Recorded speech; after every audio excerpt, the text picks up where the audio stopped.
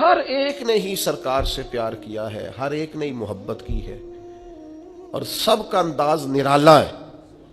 تاریخ ساری مل کے بیٹھے گی تو حضرت سیدنا بلال حبشی کے عشق کی عین تک بھی پہنچ سکتی نہیں ہے۔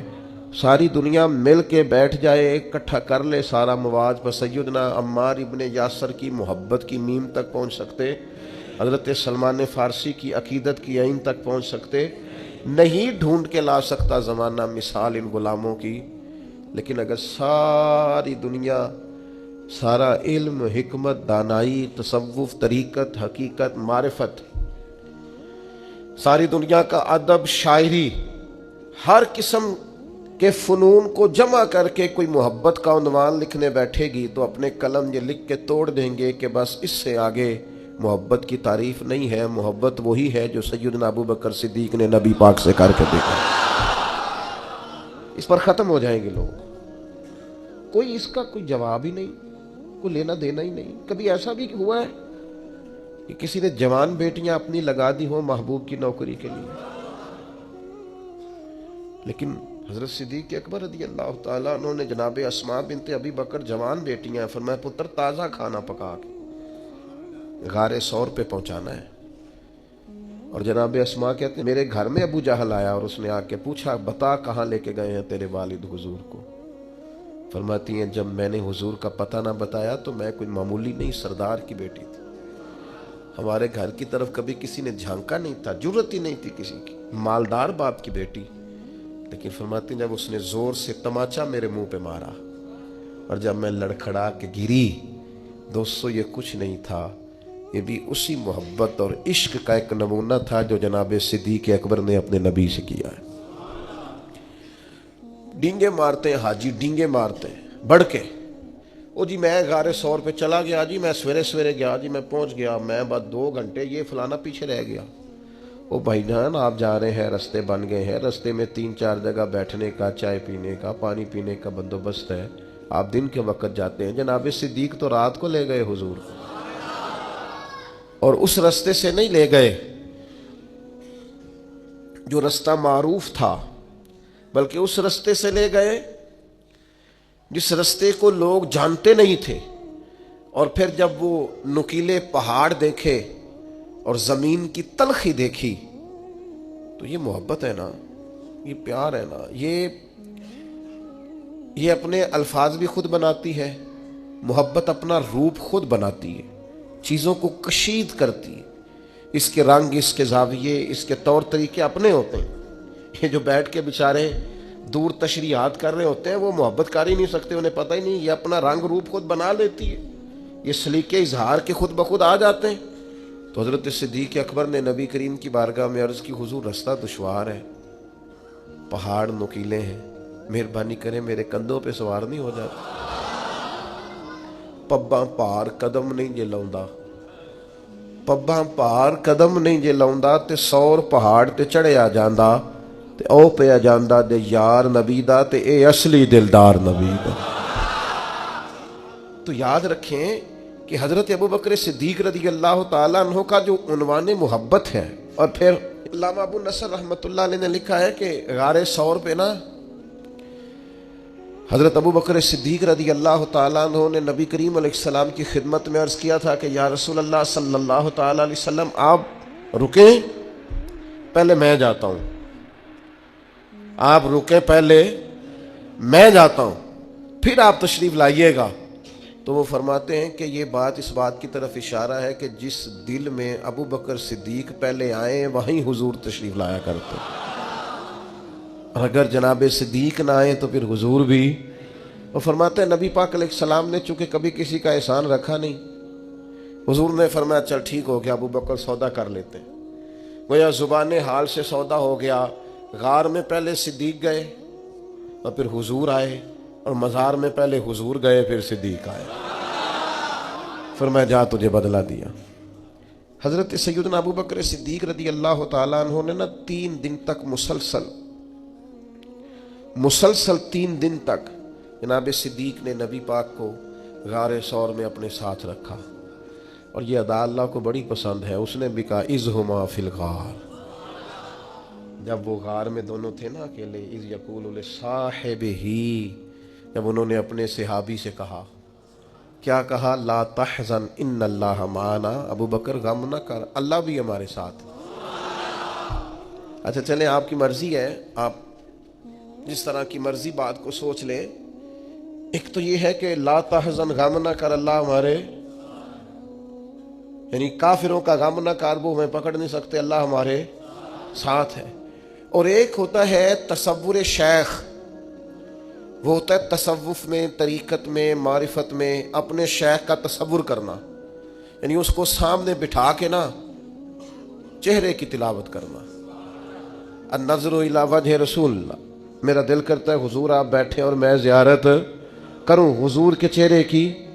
ایک ہوتا ہے تصور شیخ، قرآن کی تلاوت کرنے والا، قرآن پڑھنے والا قاری بنتا ہے، اور حضور کے چہرے کی تلاوت ایمان سے کرنے والا صحابی بنتا ہے۔ آپ بات کو سمجھیں۔ حضرت ابوبکر صدیق کا وہ تصور شیخ، 3 دن تک غار میں، لوگ تصور شیخ کر کے تصور رسول تک پہنچتے ہیں، فنا فی شیخ ہو کر فنا فی رسول تک، پھر فنا فی اللہ ہوتے ہیں۔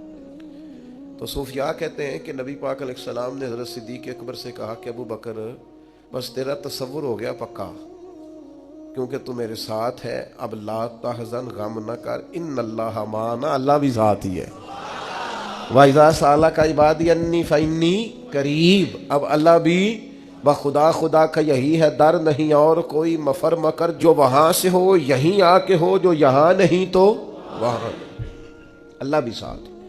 حضرت ابوبکر صدیق رضی اللہ تعالیٰ عنہ کی نبی پاک سے جو محبت ہے وہ وارفتگی والی ہے، شوق والی محبت۔ جب پورے طور پر بندے کی آنکھوں پہ غالب نہ ہو تو وہ بہت ساری جگہوں پہ اداکاری بھی کرتی ہے۔ مجھے جی آپ سے بڑی محبت ہے، اور نہیں یہاں اجے نہیں، ابھی نہیں، ابھی تھوڑا کچا ہے کام، ابھی تھوڑا ٹائم لگے گا۔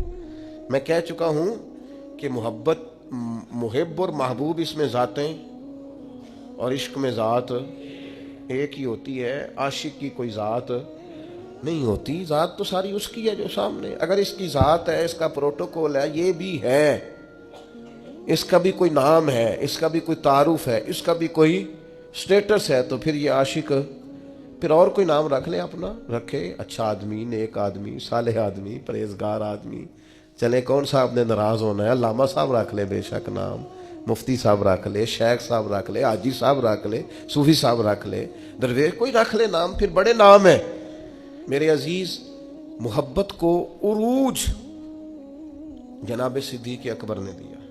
اب دیکھیں نا، میں نے کہا کہ وہ محبت عنوان بھی قائم کر لیتی ہے، محبت کا رنگ بھی ہو جاتا ہے، محبت صورتیں بھی بنا لیتی ہے، محبت کا اپنا ایک، میں نے نا ایک دفعہ ضمناً تقریر میں ضمناً کہہ دیا برسبیل تذکرہ کہ میری والدہ کروشیے کا سویٹر میرے لیے بناتی۔ آپ یقین کریں 3 دوست بنا کے لے آئے، کہنے لگی اماں جی نے بنا کے دیتا ہے۔ محبت نا تھوڑا سا رنگ بناتی ہے، محبت کے انداز ہوتے ہیں، محبت کے روپ ہوتے ہیں، محبت اپنا رنگ بناتی، دیوانگی سکھا دیتی ہے۔ یہ جو لوگ بڑے سیانے ہوتے ہیں محبت نہیں کرنا جانتے، عقل مند زیادہ ہوتے ہیں، یہ بیچارے الجھے رہتے ہیں، ساری زندگی وسوسوں کا شکار رہتے ہیں، ساری زندگی غلبہ رہتا ہے ان پر، ساری زندگی یہ بیچارے۔ مجھ سے ایک دفعہ ایک دوست نے پوچھا کہ قبلہ حضور تاج الشریعہ رحمۃ اللہ علیہ جس جگہ بیٹھتے تھے وہاں پیچھے ایک شعر لکھا ہوتا تھا، آپ کو یاد نہیں؟ میں نے کہا نہیں۔ کہنے لگا انج تو بڑے شعر ہوندے نے۔ میں کیا میں کدی انہاں تو نظر ہٹائی ہوئے تو شعر ہل گئی ہوئے، ویسے بڑے آتے ہیں اللہ کے فضل سے، پر ادھر توجہ ہی نہیں کی، لگتا تھا نظر کی بے ادبی ہے۔ کیسے مطلب محبوب سامنے بیٹھا ہو اور آپ بڑے پریشان ہو تو ویسے ہی تھوڑا عجیب لگتا ہے۔ اپنے اندر یہ جو فتنوں کا دور ہے، آزمائش کا دور ہے، بحث ہی بحث، الجھاؤ ہی الجھاؤ، اس میں نا وہ ہمیں تانا دیتے ہیں، بعض لوگ کہتے ہیں صوفیاء محبت کے ٹیکے لگاتے ہیں۔ میں کیا ہوں سی بوتلیں شروع کر لیں گے، اب تو بات آگے نکل گئی ہے، اب تو معاملہ کہتے ٹیکے لگاتے ہیں، بندے مست ہو جاتے ہیں۔ تو میں نے کہا یہ بالکل ایسے ہی ہے، جڑے عشق تیرے نے چور کیتے، تیرے نینا مست مخمور کیتے، اونا ہی تے دل دنیا تو دور کیتے، اونا نو بھل گیا تیرا میرا ہے۔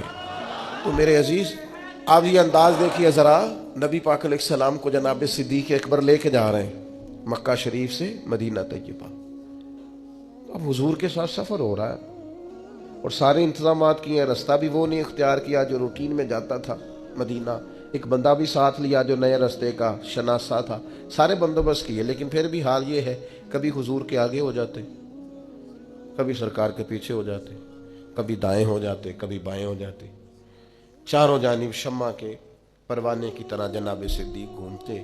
تو نبی پاک علیہ السلام نے فرمایا کہ ابو بکر یہ کیا ہے؟ عرض کی حضور چونکہ سارے لوگ دشمن ہیں اور پیچھا کر رہے ہیں اور طاق میں لگے ہوئے ہیں، تو حضور مجھے نہ کسی وقت خیال آتا ہے کہ وہ اس طرف سے آگے سے جو پہاڑ ہے وہاں سے کوئی تیر، کوئی تلوار، کوئی نیزہ نہ آ جائے، دوڑ کے آگے ہو جاتا ہوں۔ پھر خیال آتا ہے کہ نہیں پیچھے سے بھی تو جگہ بنی ہوئی ہے، دوڑ کے پیچھے ہو جاتا ہوں۔ پھر خیال آتا ہے ادھر سے نہ کوئی آ جائے تو میں ادھر ہو جاتا ہوں۔ پھر خیال آتا ہے ادھر سے نہ کوئی آ جائے ادھر۔ حضور وہ جیسے جدھر جدھر گمان جاتا ہے میں دوڑ کے، محبت کے روپ ہے نا سارے، انداز ہے نا سارے۔ اور پھر چونکہ 3 دن مسلسل سرکار کو اپنے پاس رکھا، پھر جب مدینہ منورہ پہنچے تو حضرت صدیق اکبر وہ مشکات نبوت کا عکس ایسا پڑا، کیفیات کچھ اس طرح کی بنی کہ جب حضور کو لے کے مدینہ شریف پہنچے تو بہت سارے لوگوں نے سرکار کو چونکہ پہلے دیکھا نہیں تھا، کچھ حضور کے ہاتھ چوم کے بیٹھ جاتے، کچھ خالی جناب صدیق کے ہاتھ چوم کے بیٹھ جاتے۔ یہ تو خیر بخاری میں موجود ہے۔ کچھ حضرت صدیق کی دستبوسی، دیکھا نہیں تھا نا حضور کو، دیکھا نہیں تھا، یہ زبان ہے علماء کی۔ اور صوفیاء کہتے ہیں کہ وہ مشکات نبوت کا عکس ایسا پڑا تھا کہ تو من شدی من تو شدم، وہ کیفیت ہی اپنا رہا ہی کچھ نہیں، جلوے ہی سارے محبوب کے تھے، کیفیت بدل گئی۔ حضرت صدیق اکبر فوراً سمجھ گئے کہ یہ تو ان کو تو بیچاروں کو غلطی لگ رہی ہے، یہ غلام کے ہی ہاتھ چوم کے بیٹھ گئے۔ تو فوراً حضرت صدیق اکبر نے ایک ہیلا کیا، چونکہ گرمی کا موسم تھا تو اپنے کندھوں سے رومال چادر اتاری اور نبی پاک کے اوپر کر دی، تاکہ پتہ چلے جو سایہ کر رہا ہے وہ کوئی غلام ہے اور جس پر سایہ کیا جا رہا ہے وہ آقا ہے۔ اب صوفیاء تو صوفیاء ہے، وہ تو کیفیت رکھتے ہیں، اور کیفیت لفظ بنتی ہے تو وہ پھر دلوں کو چیرتی چلی جاتی ہے، رنگ ہی بدل جاتا ہے۔ اہل اللہ صوفیاء کہنے لگے آپ کو پتہ ہے سرکار کسی کا احسان رکھتے نہیں۔ حضرت ابو بکر صدیق نے تھوڑی دیر کے لیے نبی پاک پر اپنی چادر کا سایہ کیا تھا، سرکار نے قیامت تک ان کی قبر پر گنبد کا سایہ کر دیا، قیامت تک کے لیے گنبد کا سایہ ہے۔ اور کیا مقدر ہیں صدیق و فاروق کے، جن کے گھر رحمتوں کے خزینے۔ صدیقی سوچ سمجھے کیا ہے؟ حضرت ابو بکر صدیق رضی اللہ تعالیٰ عنہ نے وہ جو سوچ ہے نا، 1 دو گے 10 ملیں گے، 1 دو گے 70 ملیں گے، 700 ملے گا۔ کچھ لوگ سنتے بھی ہیں، سمجھتے بھی ہیں، پر عمل کرتے وقت کمزور پڑ جاتے ہیں۔ حضرت صدیق اکبر نے یہ عمل کر کے دکھایا۔ جتنا مال انہوں نے اللہ کی راہ میں خرچ کیا ہے نا، میں اپنے دوستوں کو ایک مشورہ دینے لگا ہوں، اللہ سے تجارت شروع کریں۔ یا ایھا الذین آمنوا ھل ادلکم علی تجارۃ تنجیکم من عذاب الیم۔ اے ایمان والو تمہیں ایک تجارت نہ بتائیں جو تمہیں اللہ کے عذاب سے بچائے؟ ایک تجارت کریں۔ طالب علموں سے بھی کہہ رہا ہوں، بالکل چپ کر کے چھپا کے روز کی بنیاد پر صدقہ کرنا شروع کریں۔ یہ صدیقی سوچ۔ آپ کیا حیثیت ہے آج کل 10 روپے کی؟ تو 10 روپے آپ اللہ کے راستے میں خیرات شروع کریں ہر روز کی بنیاد پر۔ دلیل کیا ہے؟ نبی پاک علیہ السلام نے فرمایا دوزخ سے بچ جاؤ چاہے کھجور کا ٹکڑا صدقہ کر کے بچ جاؤ۔ میری آپ سے اپیل ہے اللہ سے تجارت کریں، روز کی بنیاد پر صدقہ، روز کی۔ ایک بزرگ تھے، ان کے پاس ایک شخص آیا، اس نے کہا میں بڑا غریب ہوں، فرمایا سخاوت کرنی شروع کر دیں۔ کہنے لگا حضور میں کہہ رہا ہوں غریب ہوں، آپ کہتے ہیں سخاوت کر۔ فرمایا سخاوت کرے گا تو غربت جائے گی نا، کچھ دے اللہ کے راستے میں، ٹھیک ہو جائے گا۔ پہلی گزارش آپ سے۔ دوسری گزارش آپ کی خدمت میں یہ ہے،